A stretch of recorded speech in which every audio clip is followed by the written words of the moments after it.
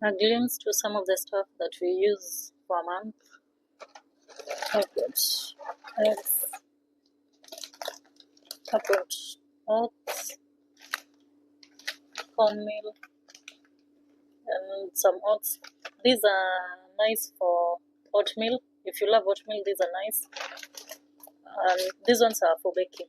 They're best for baking. But for oatmeal, my son enjoys these, and I also love these for oatmeal. That is coriander, have vinegar, we have maize flour, kitchen scale, have got milk, lactose free, have some carrots, squash, Ziploc bags, here's tissue holder, tissues, and then here we have nuts, paprika, and spaghetti,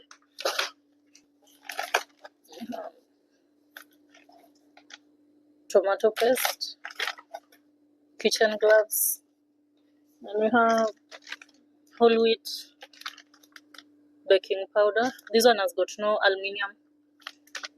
It's also best for roasting chicken wings. We have pasta sauce.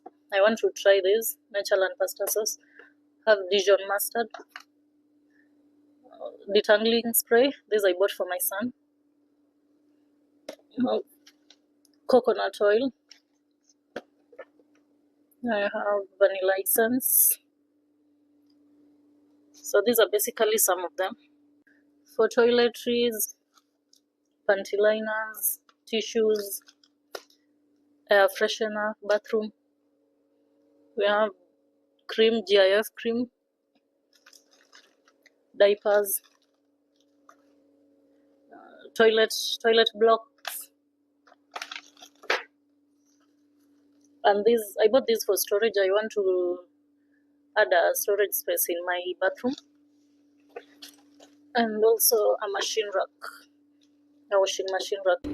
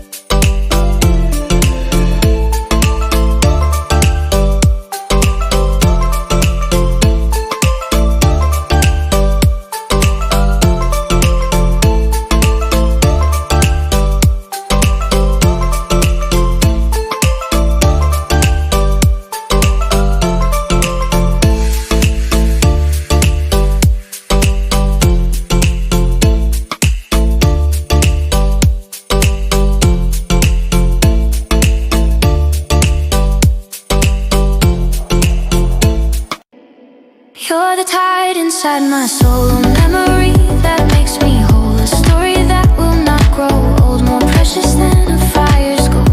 You're the warmth within the blue, a feeling always fresh and new, the perfect coastal point of view, a part of everything I do.